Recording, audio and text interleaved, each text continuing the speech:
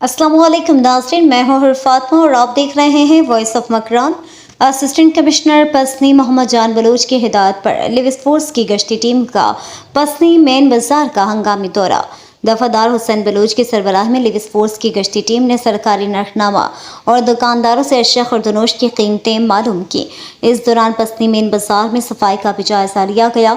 दुकानदारों को खास तौर पर सरकारी नरखनामे की पाबंदी और सफाई जारी रखने की सख्त ताकीद की गई।